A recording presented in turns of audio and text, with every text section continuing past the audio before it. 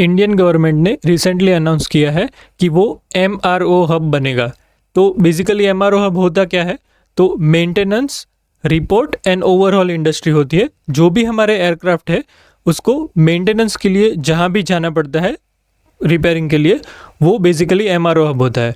अभी इंडिया में generally MRO hubs है, पर जो कोर वाले MRO हब्स है, जैसे कि इंजन अगर बिगड़ गया है कि इंजन को सर्विस का ज़रूरत है, तो उसके MRO हब है, उसकी कमी है इंडिया में।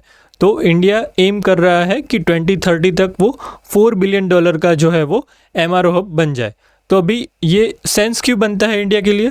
फर्स्ट ऑफ ऑल कि इंडिया है, उसका जो एयर ट्रैवलिंग जो कस्टमर्स है वो 500 मिलियन तक जाने वाला है 2030 तक।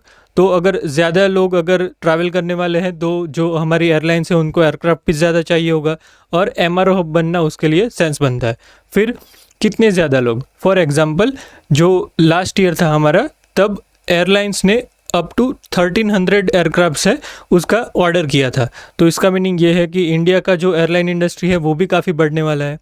फिर थर्डली ये होगा कि जब भी हमारा MRO में हम इन्वेस्ट करेंगे तो जॉब अपॉर्चुनिटीज़ मिलेगी, लोगों का स्किल डेवलपमेंट होगा, और जो एरोनॉटिक्स इंजीनियरिंग है उसमें भी हमारा जो है वो अपना जो एक्सपर्टीज़ है वो बनेगा। तो आगे जाके वही चीज़ें हम जो है वो डिफेंस में है वो लगा पाएंगे, और आगे जाके अगर MRO हब अगर कोई डिफेंस इक्विपमेंट वाला बनना है तो भी हम बन पाएंगे। तो इन सब चीज़ों के लिए हम सोच सकते हैं कि MRO हब एक स्ट्रेटेजिक और एक अच्छा डिसीजन है हमारी गवर्नमेंट से। ठीक है, थैंक यू।